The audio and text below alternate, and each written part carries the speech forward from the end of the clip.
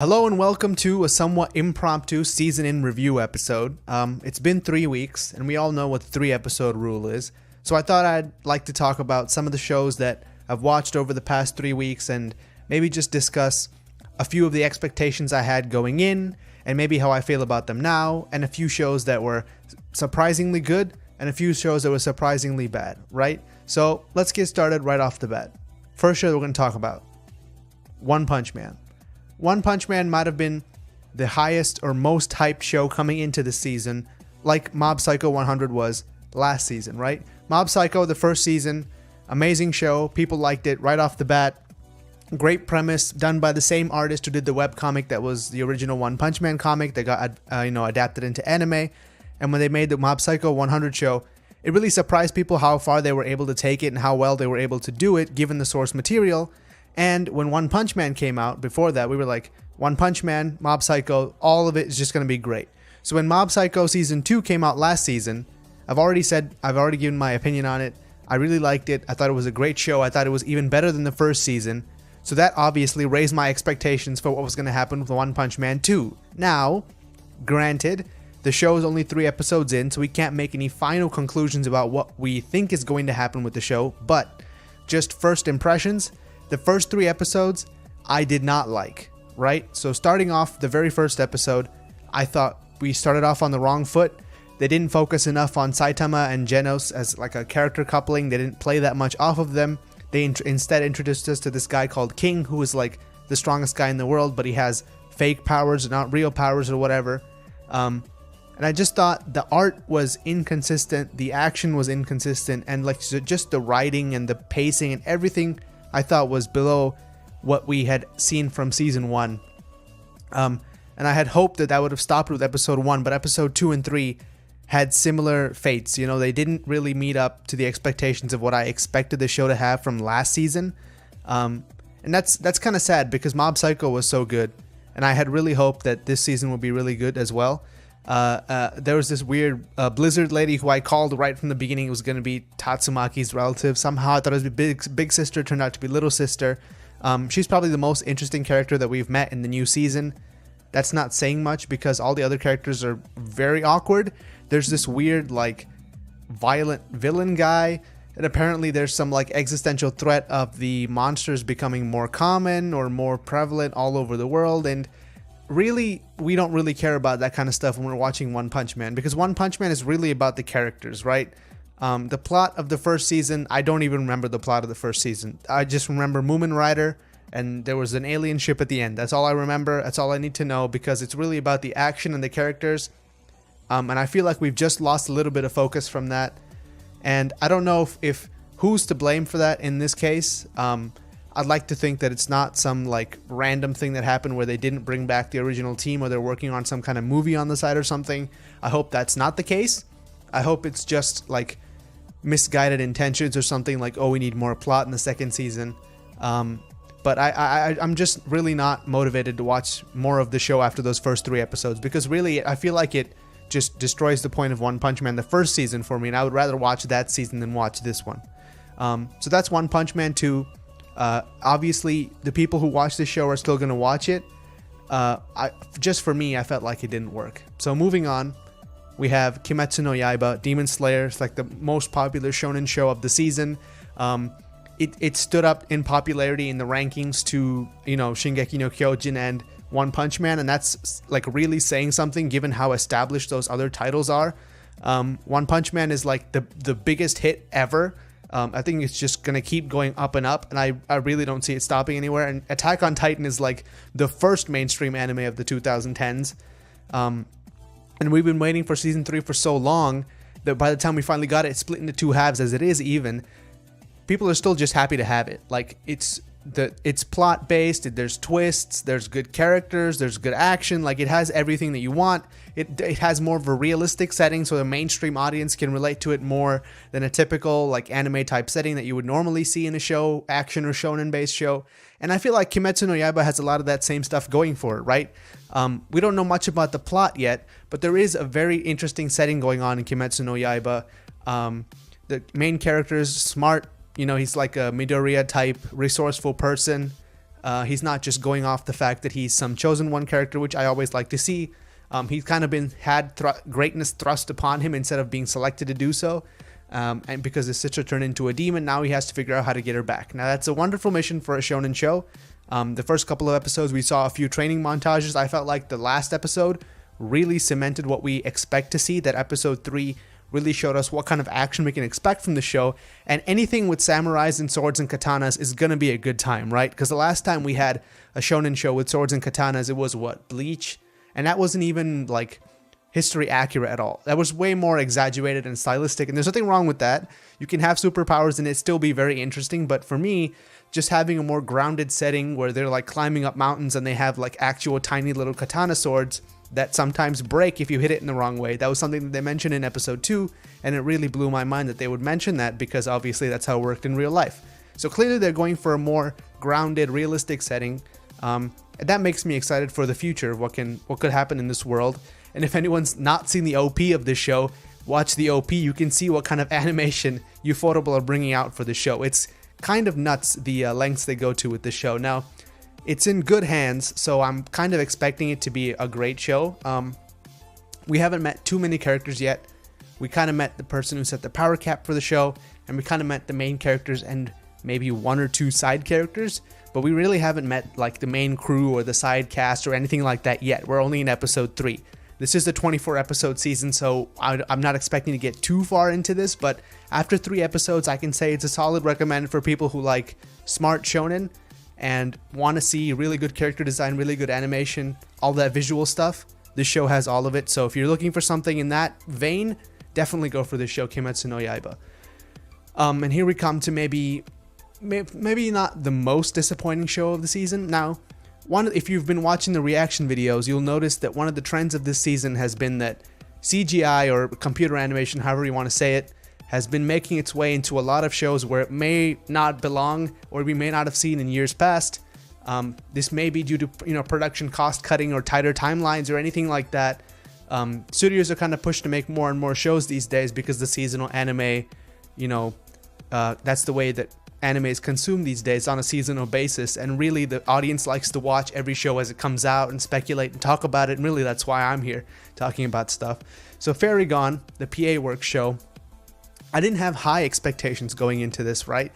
I read the premise. I thought it was an interesting premise talking about veterans, because really the only other show we have talking about veterans in recent times is Violet Evergarden, and they didn't really focus on the veteran aspect since she's like weirdly robotic and stuff, and I couldn't make it past the first couple episodes of that show because I really felt like they were focusing on the wrong things instead of like the actual inciting incident of the show, which is the war and everything like that.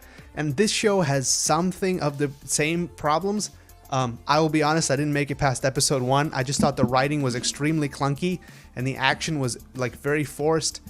And maybe the most annoying thing about the show was the action takes, like, the premise of the show is that these soldiers are able to summon these beings from other worlds called fairies, and these fairies then fight, like it's like a summoning type deal, and they summon these monsters. And if the monsters had been well animated and they looked visually appealing, then maybe I would have watched it or paid more attention to it. But they're these weirdly clunky, their designs are not explained well, and they're CGI animated, and it just looks very out of place with the rest of the world, which is like 2D and very historical, like 18th century England type styling. And I thought, I might give this one a miss. The main character was an extremely plain, there was no character development per se in the first episode. This is something I talk about a lot when I talk about first episodes, is we need to see some level of character development in the first episode. Otherwise, it makes it so hard to connect with the characters. And when there are like 35 shows coming out in any one season, you have to give an audience a reason to watch your show. Otherwise, they're just going to, pass it by. And I feel like this show has been passed by. Maybe not for any fault that it has, because like I said, I didn't make it through the first episode. And please let me know in the comments if I'm wrong about the show. I might give it another chance. I don't know. Episode 3 was out a few days ago. Episode 4 is coming out soon. Maybe it picks up later, but I felt like the first episode was very awkward and I didn't really want to continue watching. Moving on. The next show, maybe the darling of the season, is Carole and Tuesday, right? The Shinichiro Watanabe directed future music drama featuring two girls who are just doing their music thing in an underground music scene where the whole music scene is dominated by AI and technology and everything like that. Just this cold, heartless, unfeeling machines. And the show does a really good job, which this is partly, I think, because of the director choice. The show does a really good job of establishing how different Tuesday and Carol are from what they're competing with, right? And if you watch some of the reaction videos, I pick up on these hard cuts where we cut from these cold, unfeeling, laboratory-esque situations to like the street or some workplace or some place that they're living that's like so street level that it just identifies this contrast. And really that's what the show is all about, is the contrast between this unfeeling kind of calculated, like no artistic, like no creative drive type music, and the underground grassroots indie, like warm, genuine music that Carol and Tuesday represent.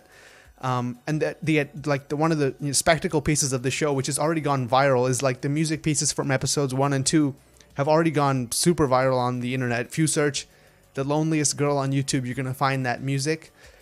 I didn't realize the songs would take off like that. I didn't expect that at all. Clearly, they've hired someone who speaks more English to sing the songs because they don't sound as awkward as usual when a Japanese voice actor tries to speak English. I think that was a good marketing decision. And really, someone could do a whole book about how this show has been marketed, because the characters in the show have an Instagram called Carol and Tuesday, which is also a real-life Instagram called Carol and Tuesday, which has a bunch of followers already. Now, this is a genius marketing move, right? If you want to market your show, an original show that no one's really heard that much about, this seems like a great way to do it. Have an Instagram that ties in directly to stuff in the show. Now, I haven't really looked at the Instagram feed, so I don't know what kind of stuff they're posting on there, but just the idea of having it just blows me away. And this is maybe the first show, or the first kind of show that we've seen in a while, that really deals with like the ramifications of what could happen to a creative person when AI becomes as widespread as we think it might become.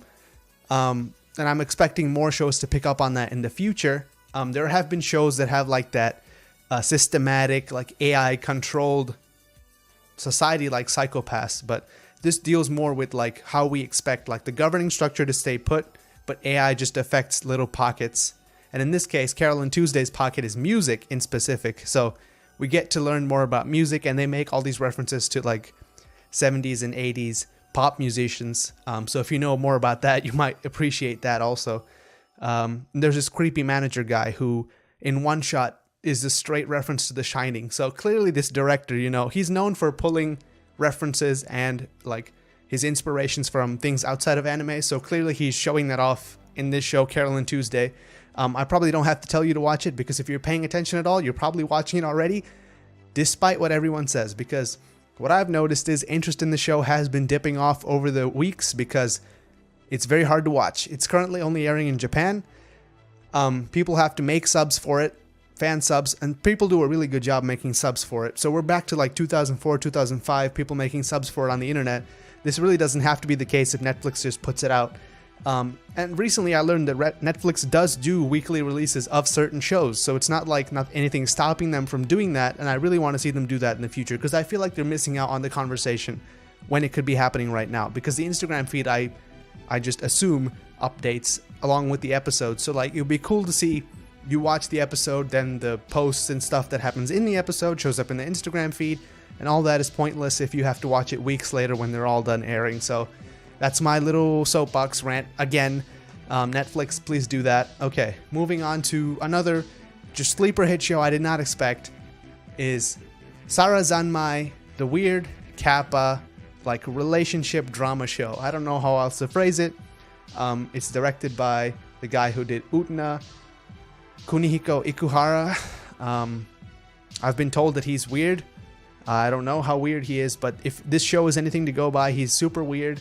I've really gone in depth in the 3 reactions I've done to this show in specific, because everything in this show is basically a metaphor, and there is an operating level, like first level story that makes sense, but I feel like a lot of the stuff that you can dig out really happens on a lower level than that.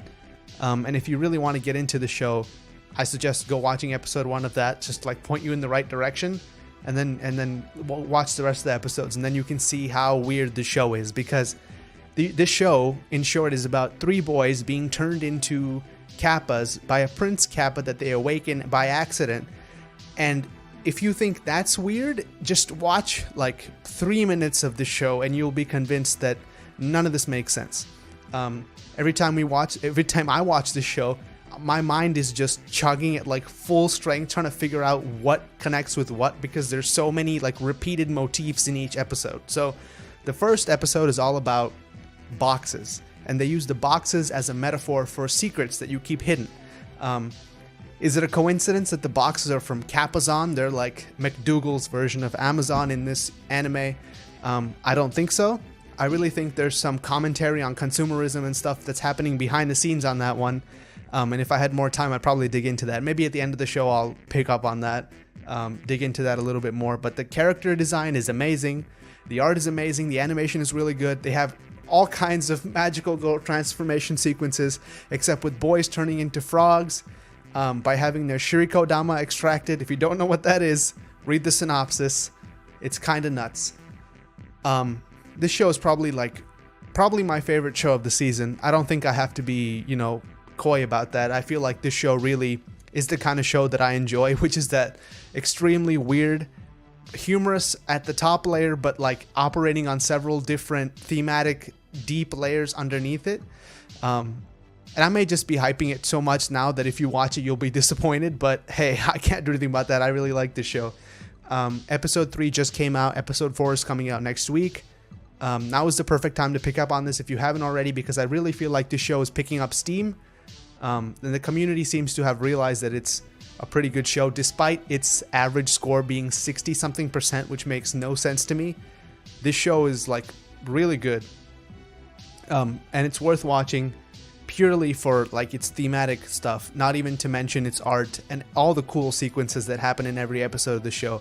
And the music. The music is insane, because the show is set in Asakusa, which is like not a place that we usually get to see. And there's a lot of thematic tie-ins to the Asakusa culture in specific, and we get a lot of regional music, like regional Japanese percussion and music that we don't see all that much. We do see sometimes when there's more religious themes to things happening in a show, but we don't see that much, and it's good to see it being used consistently. And the tie-in with Japanese mythology. I love mythology. If you like mythology, definitely worth checking out. Episode 4 is probably going to be a sick episode, so watch that. That's a good show. Now let's move on to some like lesser known shows. Some on the good side, some on the bad side. Okay. So the next show, and I really didn't have that high expectation for this show, was Gunja no Magmel. This is another show that's only airing in Japan. It has to be translated or subtitled, and then we get to watch it a couple days later. That already makes it difficult for people to watch. But this show in specific, I was only interested in because of the concept of the premise is that there's a new continent that just shows up in the ocean called Magmel, and then people go there to try to get the stuff that they find there because it's very valuable. So right off the bat, you should be thinking of Made in Abyss because it's a very similar premise, but I don't think it's copying off of that. I just feel like it's similar premise. But this show follows a support class hero who like helps people out who go there.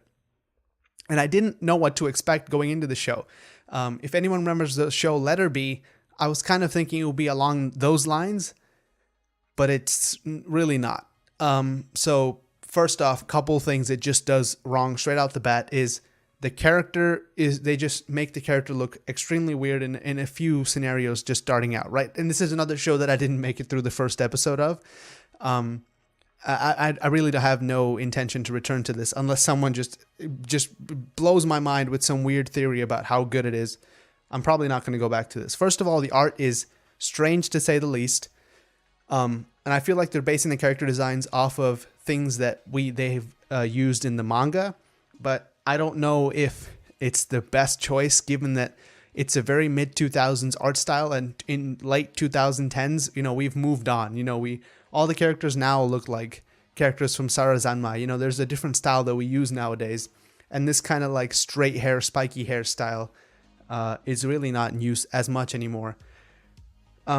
Other than that, the story is just very, very... I'm not going to like spoil the story in case you want to watch the first episode. There's a twist ending, which is not much of a twist.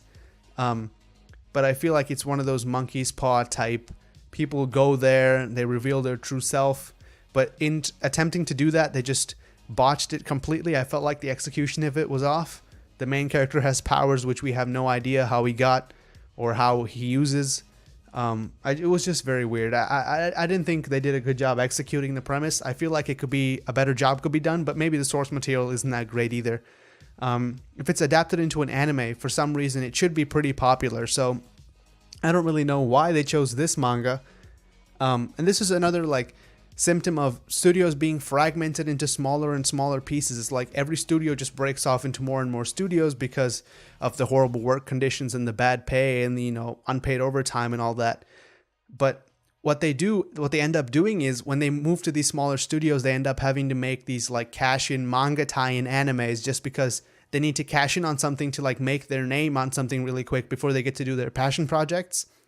And I feel like in this case, it really didn't work out, because if you're trying to do a manga, you should probably pick a better manga or a more popular manga or something like that, because this is not the one. And it's, what's weird to note is this average score is only 5% worse than Sarazanmai.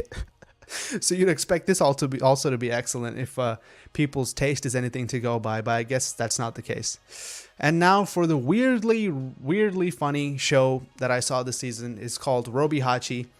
Robihachi just came out of nowhere. I was not expecting this to be a good show. I've never heard of Studio Comet before or anyone who's worked on this. I feel like I looked up the director in the preview, so go back to that. I actually did watch one episode of this, and I'm intending to watch the other 2 episodes. I don't want to do a full reaction to them because I feel like the interest is not there for that. So I might just do like 3 episodes at a time and then just give my impressions at the end of each one. But the premise of this show is it's basically like a buddy cop adventure, saga through space. And it reminded me very much of Space Dandy in the first episode, like just that irreverent humor style. Like maybe the animation cuts are not as good as Space Dandy, and like it's not Space Dandy. Don't go into this expecting Space Dandy. It's basically just a space comedy. But I feel like it draws a lot of its aesthetic and like thematic elements from Space Dandy, in that it's set in a space place where this guy is a bum loser, and he makes friends with this dude who just finds everything uninteresting because he's too smart. And it also turns out that he's a debt collector, and he has to collect the debt of this first dude who keeps getting caught up by hot chicks telling him to invest in horrible scams. And that's a premise for me. I'm in with that. This show really did not take off for some reason. I feel like it is being aired in the West. I don't know where. You can watch it wherever you find it. It's a 12-episode show, so clearly they knew that they were getting into some risky business here. I don't know if it's an original or if it's based off a novel. It says original, so it must be original. In that case, I'd be looking forward to whatever Studio Comet has to do in the future, because this was a weirdly promising show. The writing was good, the comedy timing was good, the art was okay, and the CGI integration was not the worst thing I've seen this season, which for a studio that I've never heard of is a good thing. Maybe I'm just stupid and the studio has done a bunch of stuff before, but I feel like this show has promise, and that's enough for me to watch it, right? A funny space comedy. If anyone remembers like that Durandal show from last season, that was like a weird sleeper hit I was watching for not last season. That was a long time ago, like 3 or 4 seasons ago. I was watching that show like halfway through the show, and it was a decently good show. I just forgot to finish it. That was a short too, so if you haven't seen that, you should. What's it called? Battleship Tiramisu, I think is what it's called. It's on Crunchyroll, so you can watch that. This is one of those weird shows that you don't really expect to be good, but it's also weirdly good.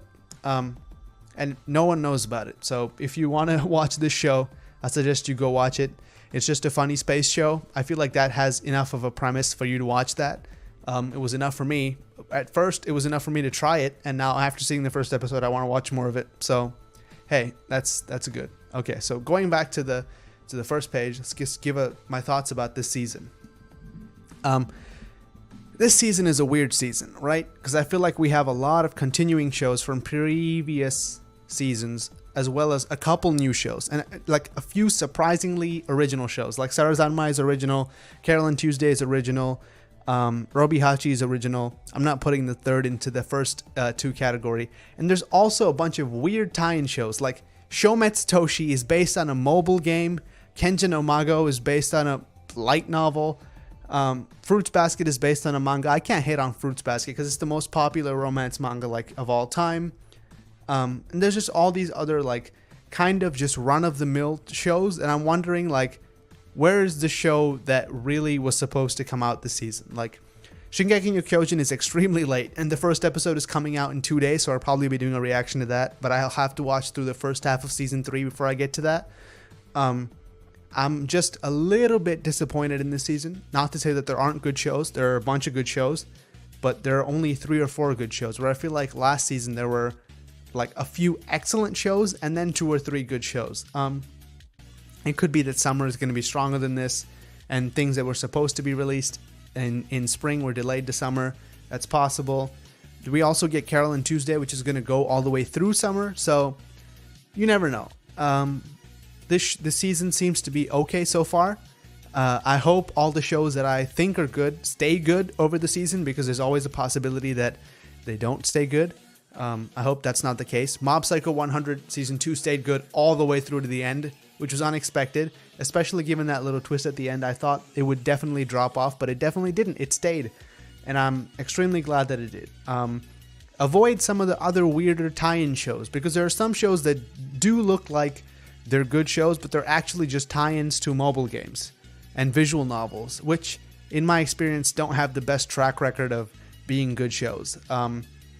Yeah, so that's the wrap up for this season. Maybe I'll do another one of these when 6 episodes of all the shows have aired, and I have a chance to go back and revisit some of these, and maybe take a look at some of the shows that I haven't seen, but do have some kind of promise. Like, there are some shows that are not visual novel or mobile game tie-ins that I may want to take a look at, just because I want to give everything a fair shake. I don't think it's too much to ask to watch a couple episodes just to see what a studio has been doing for the past couple of months. So that's my impressions for the season. This is like the first quarter review. We'll talk about this later when we get to the half point of the season. So that's it. Like, comment, subscribe, all that good stuff. Thank you for watching. I'll see you in the next video.